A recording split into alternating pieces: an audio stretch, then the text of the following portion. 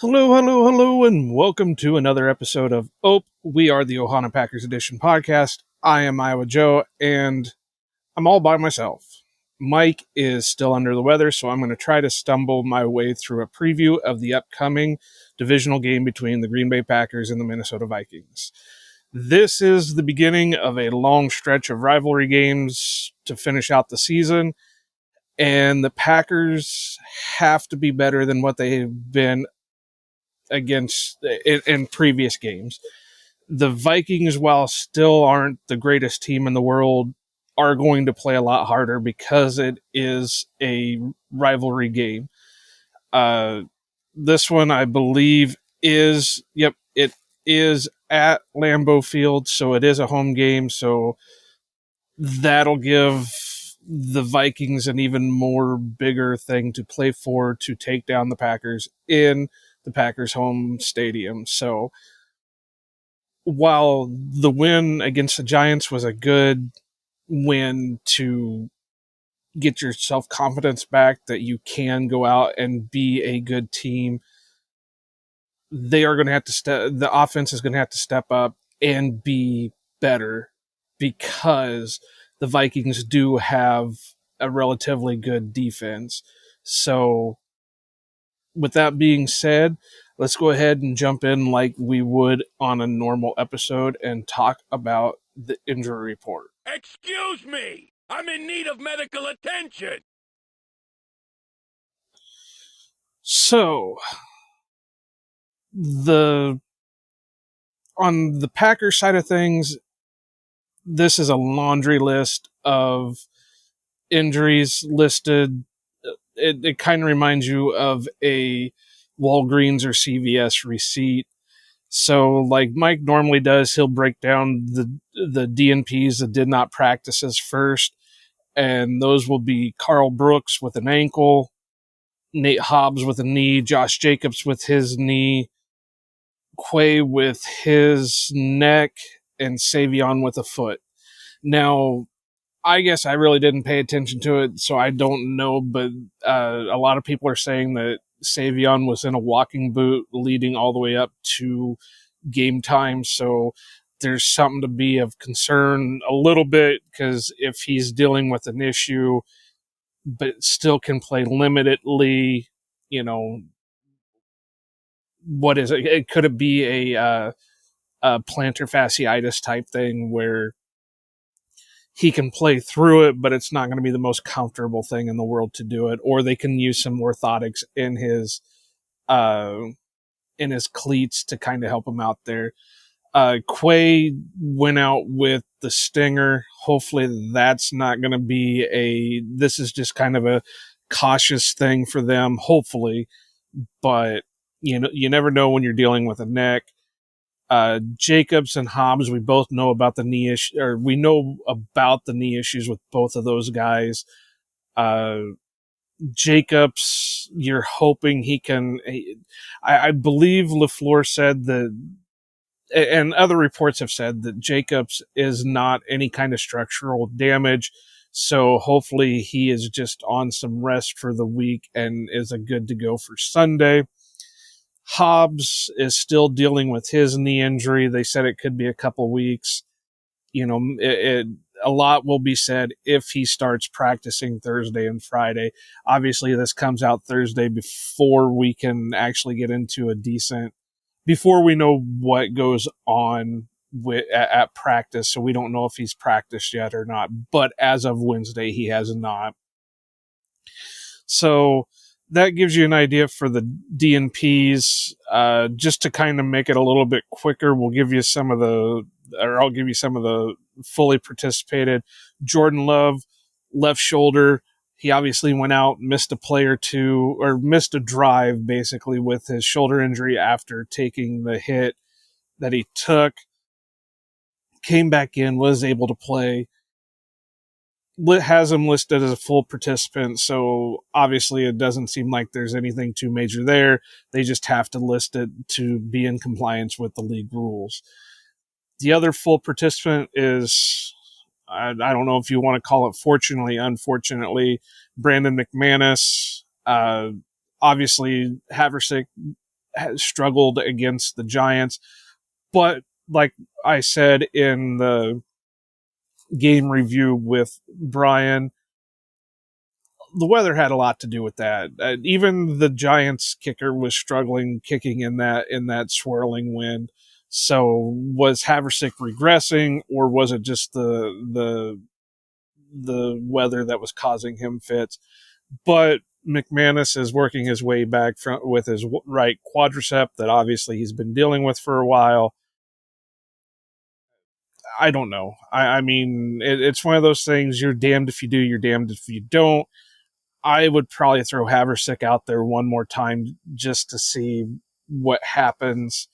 And you can always go back to McManus after that. Now for the long list of things, the limited participants. So bear with me as I list through these things. Normally I would just let Mike rant on about it. So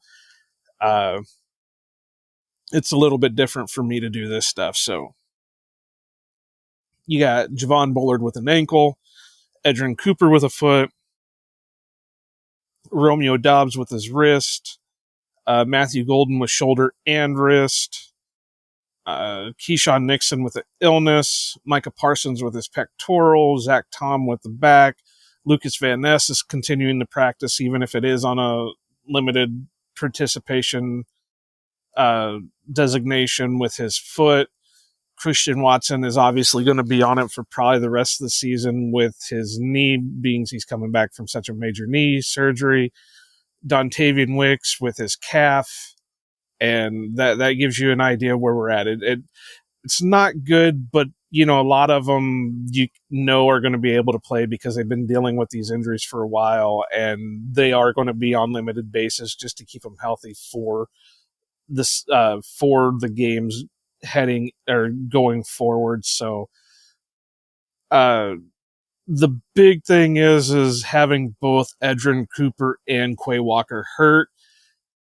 Not ideal. And, those are your two starting inside linebackers. And, right now, we don't know what Tyron Hopper's got. We know what Isaiah McDuffie is. So it really, with that question mark, it's not great to see both your starting linebackers injured at the moment. I forgot to mention Christian Welch is in there too, and he's mainly used for special teams, but what we've seen from him in the preseason, both last year and this year, is there a possibility he can come in and play if need be? So that's it for the Packers injury report. Taking a look at Minnesota's, their DNPs was William Fries, however you want to pronounce his name, with a knee, and their linebacker Jonathan Grenard did not practice with a shoulder injury.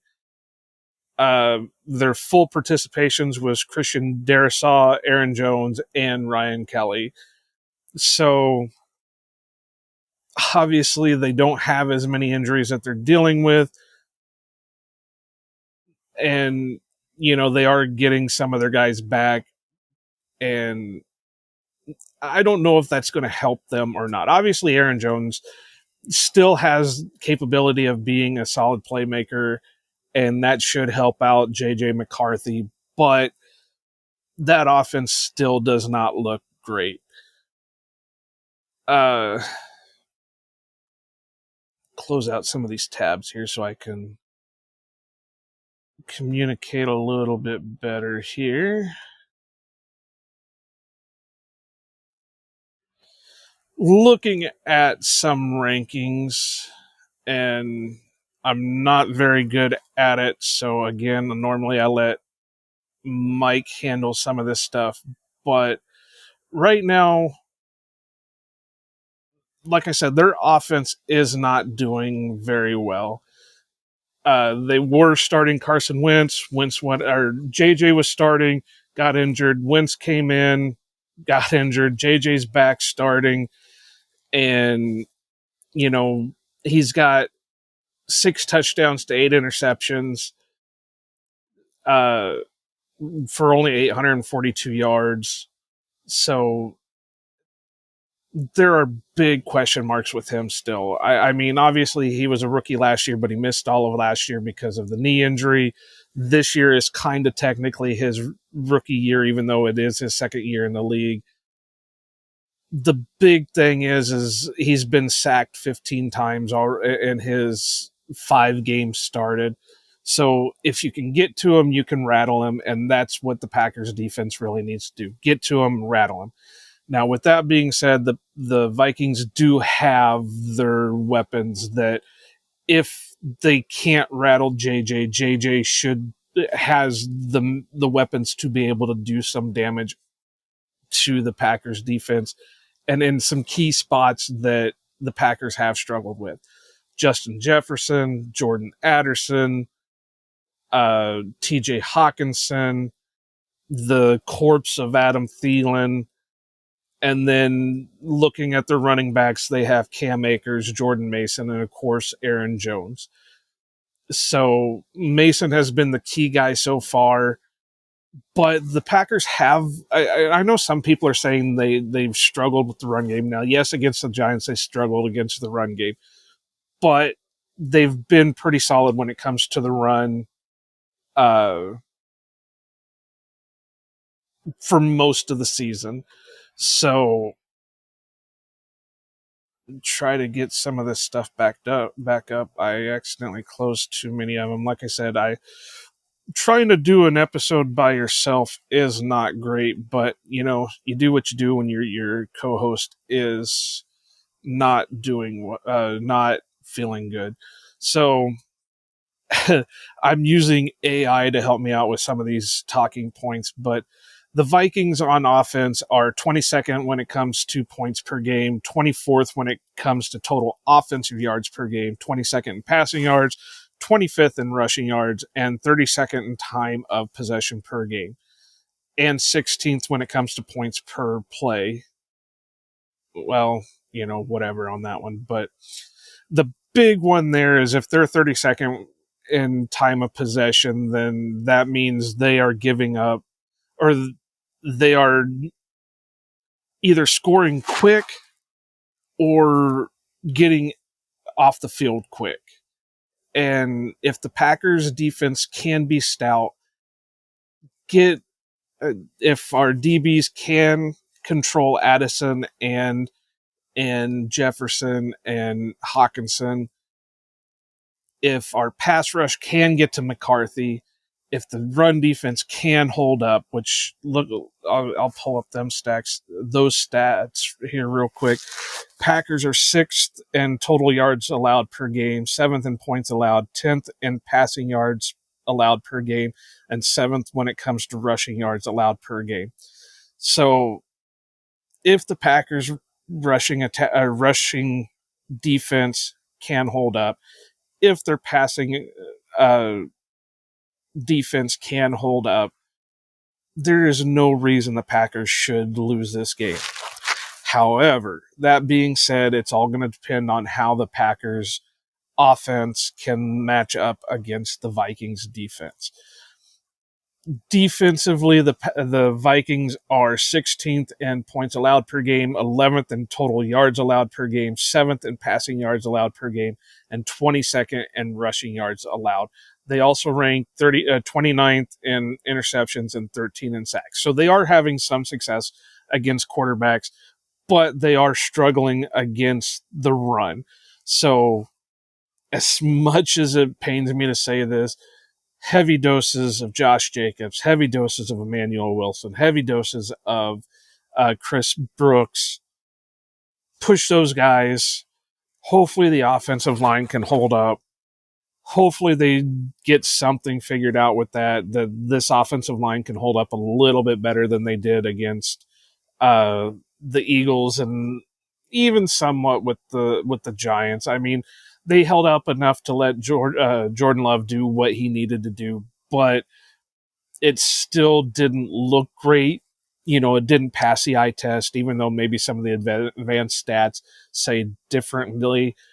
But, offensively, the Packers are 13th in points per game, 13th in total offensive yards a game, 13th in passing yards, and 19th in rushing yards per game. So they're about mid pack, pardon the pun, mid pack of offensives in the league. So, like I said, I figured that you're going to see a ton of rushing attack, depending on what Josh Jacobs' health is.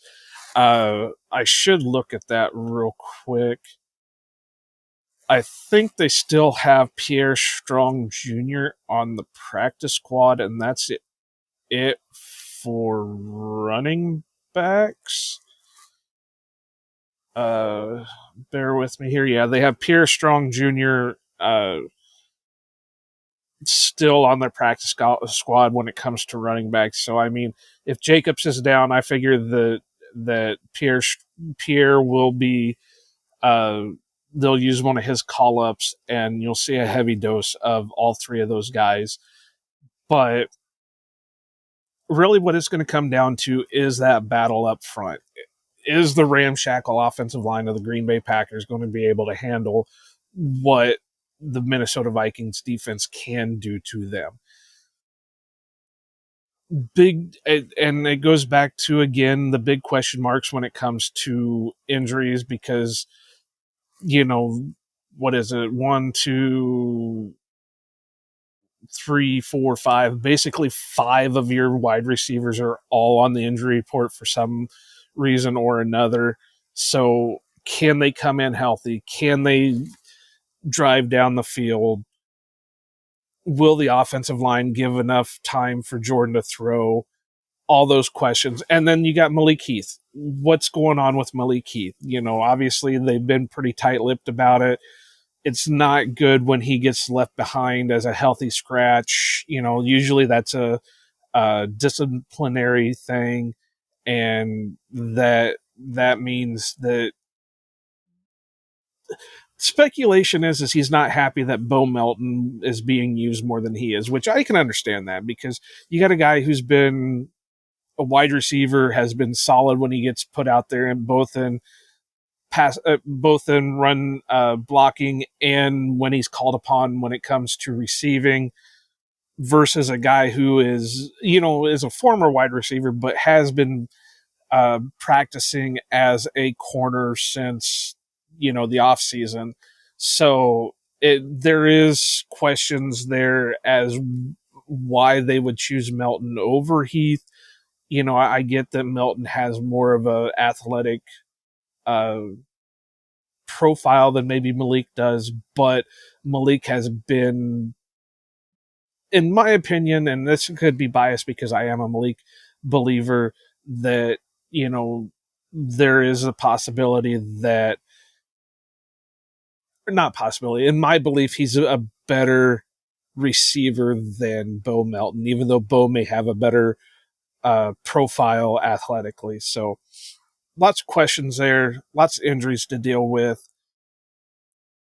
What am I looking at time? I'm hoping to at least hit the 20 to 30 minute mark. So, like I said, by myself, not used to it, trying to get through things.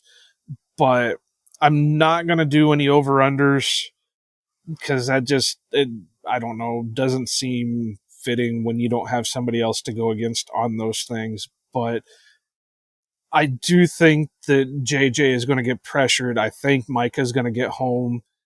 I know there's a big thing against Gary with the talk about limited snaps and stuff like that, but it is what it is with him. Maybe we can get Lucas back this week. And, again, the injury reports on Thursday and Friday are going to be big tells on who's going to be in and out for Sunday's game. But, get Lucas back, get the three-headed monster back when it comes to the pass rush. Not that Enagbare has been bad, but, he's limited in what he can do, uh, you know, and go from there. Now, speaking of returns, Jaden Reed did kind of tease out something on his social media, so maybe he'll be back sooner than later. I really don't know if it'll be for this game or not. But keep an eye out for that. You've still got guys like and LaFleur kind of said that Marshawn Lloyd is looking, things are looking better for him right now. So maybe we're going to see Marshawn Lloyd return pretty soon. Uh, and you've got Brenton Cox that he's on injured reserve. We're not sure what's going on there, if he's healthy enough to come back or not. And then you got guys like Colin Oliver and John Williams that are still on the PUP list. I'm not sure what the rules are on that, but I think they have to be, I don't know, maybe they can ride the PUP all season, but I wouldn't think so. I'd have to, that's another disadvantage of not having Mike here, that we can't bounce that back and forth with each other. But, it is what it is. You've got to get something figured out. You've got to get to JJ. You got to make him make mistakes, and at the end of it, you got to believe the Packers can come out with a victory on this one. But again, with the way the Packers season has been going so far this year, who knows what's going to happen? All you can do is hope. All you can do is play the game. I know it's so cliche, but any given Sunday,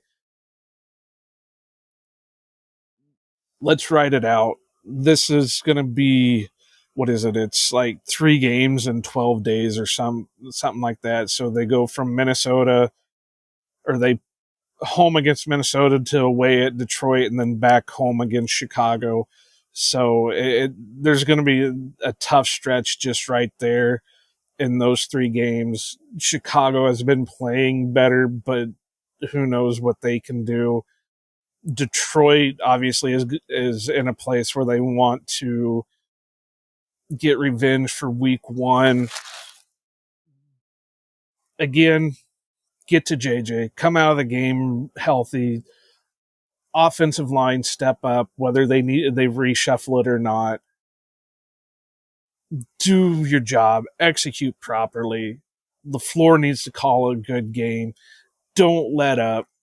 If you're scoring at will, score at will. I would rather see you guys win 55-0 than another 27-20 game.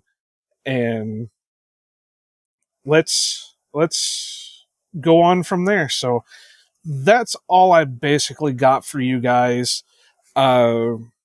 I know Mike would usually go on his long rants, but I'm not quite as long-winded as Mike is when it comes to those things. But, make sure you go over, check out our website. I know we haven't been as active over there as we have in the past, but, go over, check out some of the stuff going on over there. Maybe I'll make Mike write something up since he's missed the last 2 episodes. But go over, check out all those past articles, past episodes. Click the shop button. Go over, check out our merchandise. Help support the podcast by, buying merchandise. Somewhere around here, I got my Soul Stealer shirt. We've got the Tucker Craft shirt. We've got a couple Micah Parsons shirts. Go over, get you some merch, shirts, hoodies, mugs, pint glasses. Starting to put some hats out there. Go over, get you something. Rep the Ohana Packers Edition podcast. Help spread the word, so we can get more people in and do the things you guys want us to do. Drop us comments, like, subscribe wherever you get your favorite podcasts. Let us know what you think. Are we doing a bad job? Are we doing a good job? Drop us whatever you want. Like I said, Sunday, say something like, I like turtles, then I can be like, yeah, I like turtles too, man. I'm especially Teenage Mutant Ninja Turtles are amazing. I like cookies, obviously, I'm a big guy. I like food. Just drop us whatever you want over there. Just say something. Let us know that you're actually out there listening. Be on the lookout. We are going to be doing some giveaways here pretty soon. I'm waiting on some stuff to come in. then we can really start pushing the giveaways. But if you want to get a jump on things, go over and follow us on Facebook, Ohana Packers Edition over on Facebook. We're going to do some drives to help push us to the 100 follower mark on Facebook so we can start doing live streams over there. Also going to start pushing for followers on YouTube just so we can start building up over there. So there are going to be 2 drives here pretty soon as soon as I get the stuff together for giveaways. So be on the lookout for that. Follow us on the Elon Machine at Ohana Packers or Ohana_Packers. Follow me on, I'm on Twitter and I'm on Blue Sky, Iowa _Joe86 on Elon Machine, and it's just Iowa Joe.bsk.app over on Blue Sky. Instagram's Ohana Packers Edition. YouTube is Ohana Packers. Be sure to go over, follow us on everything. We try to follow back. We try to interact as much as we can. I'm totally rambling at this point, but I also want to give a shout out to uh, John Del Rey. Again, he's opened up a memorabilia shop in Sheboygan, Wisconsin. If you are looking for things, I know he said he's going to get a website up here pretty soon where you can purchase stuff from the site. But if you're ever in Sheboygan, go over check John at Clubhouse Sports. Get you some merchandise from over there, signed stuff, photos, canvases, stuff like that. John's a good guy, helping us out with some things. He's donated something for the giveaways. Like I said, once we get it all together, we'll start giving information on that. But check him out.